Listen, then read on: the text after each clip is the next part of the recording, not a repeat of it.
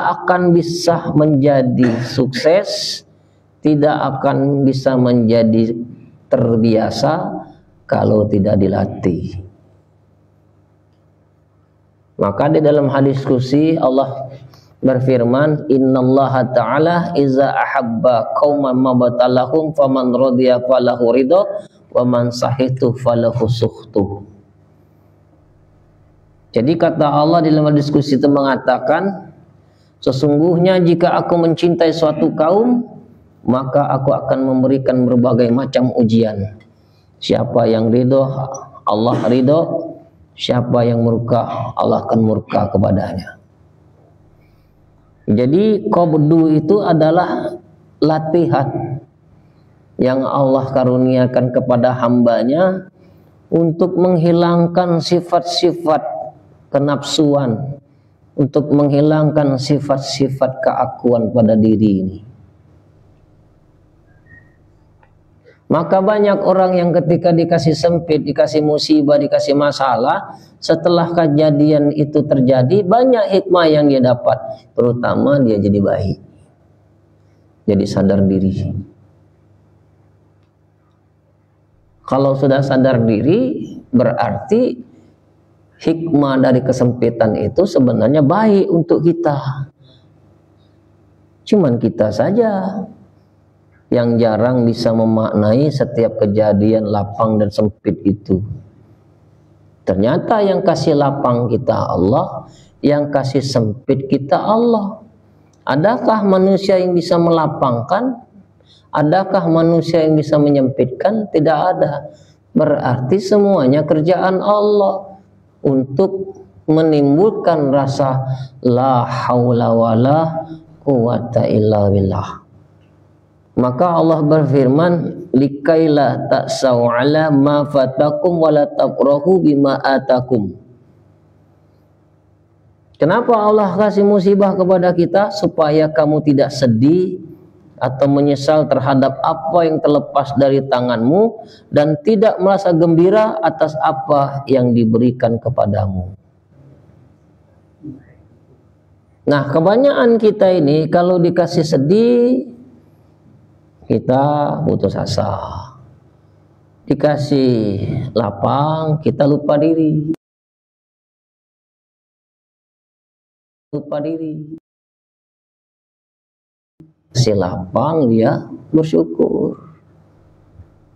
Ternyata itu hanya perjalanan spiritual yang melintas di hati. Padahal lapang sempit itu sebenarnya mimpi.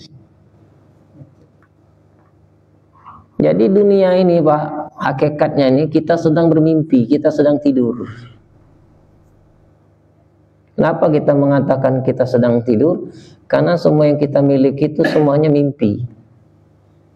Nanti kau akan mengatakan yang kau punya rumah, kau akan mengatakan itu rumah-rumahan. Kau punya mobil, kau pasti nanti ketika sudah sadar itu mobil-mobilan. Kau lihat anak itu anak-anakan. Kalau kau lihat istri itu istri-istrian. Kenapa? Ternyata kita selama ini mimpi. Yang nyata itu ketika engkau sudah terbangun dari mimpimu, itulah yang disebut dengan kesadaran. Nah, kesadaran inilah yang disebut dengan bangkit. Bangkitnya diri ini dari kelalaian kita, dari kehilapan kita, dari ketidaktahuan kita.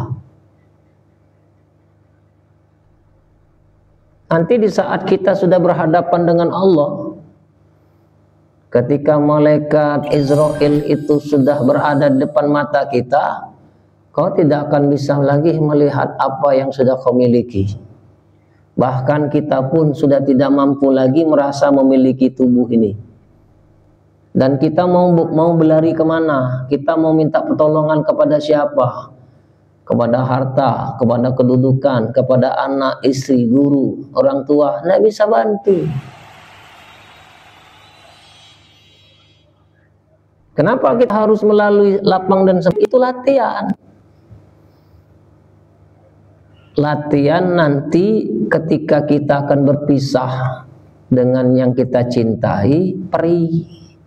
Jadi kalau keperihan itu sudah dicicipin waktu kita hidup sehat ini, ketika nanti datang perih yang hakiki itu kita sudah terbiasa.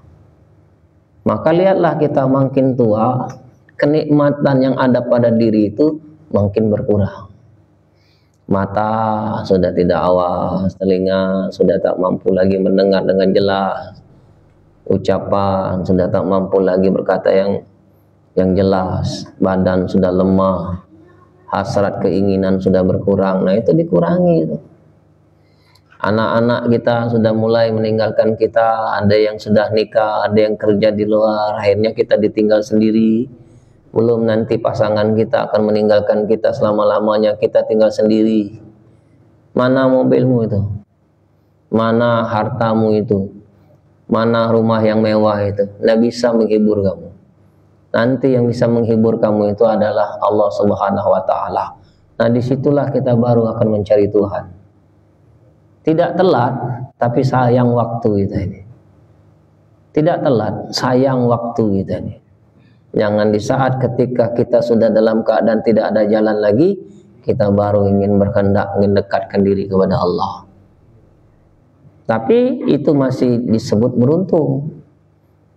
Ada orang yang ketika di akhir-akhir masa tuanya, dia tidak mendekat ke Allah, lupa diri. Akhirnya banyak waktunya terbuang dengan urusan-urusan yang tak penting. Nah, jadi usahakanlah umur yang tersisa ini, bapak-bapak, ibu-ibu, jangan lagi dibuang-buang waktu ini. Jangan dibuang-buang lagi waktu yang singkat ini. Kalau umur kita sudah 40 tahun ke atas, tidak lama lagi kita akan kembali, pasti mati, dan mungkin mati. Nah, perjalanan hidup yang sudah kita alami selama hidup di dunia itu, anggaplah itu madrasah. Madrasah kita untuk mempersiapkan diri, bekal kita untuk pulang ke Allah. Dan jangan lagi bersandar dengan kelapangan, dan jangan lagi terbeban karena sempit. Jangan merasa nyaman dengan fasilitas yang Allah berikan kepadamu. Jangan merasa terganggu dengan sempit yang kau alami saat ini. Jadi kalau kita masih menyandarkan, menikmati kelapangan-kelapangan yang Allah fasilitasi dalam hidup kita, nanti kalau kelapangan itu dicabut, menderita kita. Kalau kita merasakan kesempitan itu terganggu dalam hidup kita, nanti ketika engkau dikasih lapang, kau lupa diri. Jadi passwordnya satu, cuman la ilaha illallah. Tidak ada Tuhan yang aku tuhankan dalam hatiku ini kecuali Allah. Lapang aku beginilah orangnya, sempit aku beginilah orangnya. Tidak berubah karena lapang, tidak berubah juga karena sempit. Jadi tidak ngaruh dia dengan pesona dunia, tidak mempengaruhi, tidak terpengaruh dengan sempitnya dunia ini, tidak. Yang dalam hati dia itu hanya terkoneksi kepada Allah. Tidak ada mata melihat, melainkan supaya melihatnya itu bisa ingat kepada Allah. Tidak ada yang didengar kecuali yang didengar itu bisa mendekatkan dirinya kepada Allah. Tidak ada perkataan yang dia ucapkan melainkan ucapan yang bisa dekat kepada Allah. Tidak ada gerak hati, tangan, langkahnya itu hanya Allah. Nah, itulah yang disebut dengan pengorbanan. Jadi hidup ini kalau belum ada pengorbanan kita, berarti rasa cinta kita kepada Allah itu belum nampak. Cuman cintanya di mulut. Letih kita ini Pak, letih, tapi karena cinta, tak ada letih di situ. Ngantuklah mata kita nih ngajar, nah ngantuk. Nggak ada ngantuk itu karena cinta kita kepada Allah. Capeklah kita nih menuntut ilmu, nah malam-malam kular kelir ngantar guru, mundar mandir, jemput antar. Memang letih. Tapi letihnya orang yang berjuang di jalan Allah itu puas. Ada kepuasan dalam diri ini, walaupun capek. Nah, sama seperti guru-guru yang mengajar, letih, capek. Tapi apalah artinya capek dibandingkan rasa cinta kita kepada Allah? Tak ada capek di situ. Bahkan dia sangat berbahagia ketika dalam perjuangan dia menegakkan kebenaran, mengajarkan kebenaran itu wafat. Itulah harapan-harapan kami yang ketika mengajar berharap agar mati dalam keadaan sedang mengajar. Makanya kalau saya sakit, Bapak, Ibu, Tuan, saya tidak mau berbaring di tempat tidur. Maka saya pernah bilang kepada anak istri saya lebih terhormat mati ketika ngajar daripada saya mati di atas ranjang. Kenapa? Cinta. Jadi kalau sudah rasa cinta itu dia tidak pesona lagi dengan dunia-dunia yang menawarkan dunia-dunia, tak ada lagi dia ketertarikan di situ. Kenapa? Dia sudah tahu wataknya dunia itu. Dia tahu dunia itu cenderung banyak tipu-tipu di dalamnya. Maka oleh sebab itu dia tidak tergiur lagi dengan tawaran-tawaran dunia itu yang menggiurkan. Oke lah, dapat kita dunia, tapi kedekatan diri kita kepada Allah makin menjauh. Itu musibah besar bagimu. Nah, jadi kita kalau sudah kata Kiai Anom, kalau umur 40 tahun, dunia belum kau dapat, banting setir lah katanya. Tidak usah lagi ngoyo umur 40 tahun. Sudahlah, fokuslah kepada akhiratmu. Karena di situ malaikat Israel itu sudah memantau kita. Dipantaunya kita itu. Bahkan dalam hadis itu malaikat Israel itu memandang mata kita tuh sehari itu 70 kali. Setiap 21 menit malaikat Israel memandang mata kita. Saking dekatnya itu. Jadi kalau kita umur setua ini masih fokus dengan dunia, lupa dengan akhirat, hati-hati. Khawatirnya nanti kita pulang dalam keadaan tidak siap. Dan cenderung kalau cerita tentang mati takut. Nah, dinetralisir itu. Pulang sebelum mati. Jadi tidak ada rasa takut. Kita selama ini didogma otak, didoktrin otak kita nih kalau cerita tentang kematian itu menakutkan. Sebenarnya jangan ditakut-takuti. Yasiru wala tu'ashiru wa basyiru wala tunafiru. Mudahkan urusan, jangan ditakut-takutin dan bawalah berita gembira.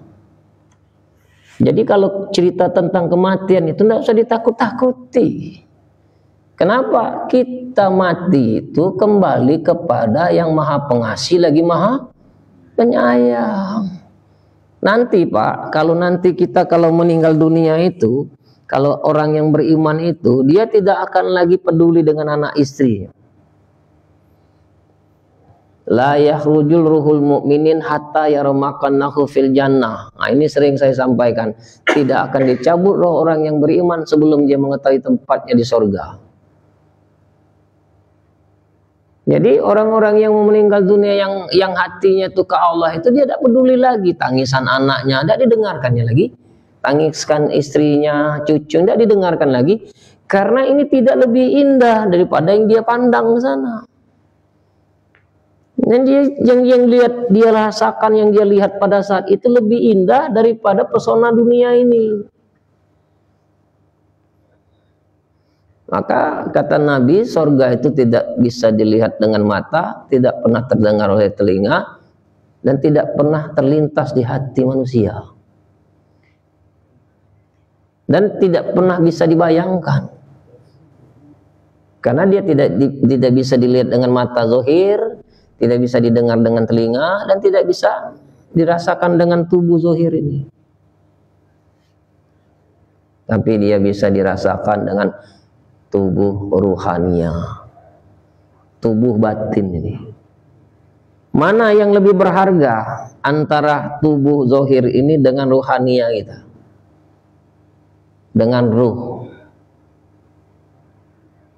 Yang lebih berharga itu ruhania kita. Jadi kalau badan sakit Pak, yang penting ruhania kita tidak sakit. Badan sehat, ruhania sakit, menyesal selama-lamanya gitu. Jadi biarlah secara zahiriyah kita nampak seperti orang yang mungkin dianggap orang tidak bagus, dianggap orang tidak berpenampilan, dianggap orang tidak prestis, tidak apa-apa. Dan kita tidak butuh pengakuan makhluk itu. Orang mau berkata apapun kepada kita tidak ngaruh, karena yang kita cari dalam hidup ini sebenarnya bukan kedudukan di sisi makhluk, tapi kita mencari kedudukan di sisi Allah. Jadi kalau hati ini sudah terpaut mencari kedudukan di sisi Allah, dia tidak peduli lagi dengan pujian, dia tidak lagi merasa terhina karena dihina. Kenapa? Pujian dan hinaan itu sama. Itu cuman sekedar sabotase saja, lipstick only. Nah, yang harus kita jaga itu adalah ruhaniah kita itu. Maka untuk membuktikan ruhaniah kita itu, maka Allah uji dengan kelapangan, Allah uji dengan kesempitan. Bagaimana ketika engkau dikasih lapang, apa yang kau lakukan ketika engkau diuji dengan lapang? Ketika Allah uji dengan sempit, apa yang kau lakukan ketika engkau sempit itu? Nah, kedua-duanya itu adalah permainan Allah yang Allah berikan untuk kita. Bagaimana kita menyikapi itu semua? Kalau semuanya datang dari Allah, baik datang dari Allah, lapang dari Allah, sempit datang dari Allah, semuanya datang dari Allah, manakala mungkin kita akan marah, manakala mungkin kita kecewa. Kenapa? Karena yang memberi itu Allah. Maka yang harus kita tanamkan dalam hati kita nih, rasa mahabbah kita kepada Allah. Nah, kita belum. Kita tuh mahabbah kita tuh masih ke makhluk. Kita tuh lebih banyak nangis kalau misalnya istri meninggalkan kita, nangis. Anak meninggalkan kita, nangis. Kita ditipu ratusan juta, nangis. Uang kita hilang, nangis. Kucing meong hilang, mati, nangis. Burung piaruan mati, nangis. Tapi kalau Allah meninggalkan kita, tak nangis kau. Cuek saja. Nah, inilah yang terjadi pada diri kita ini.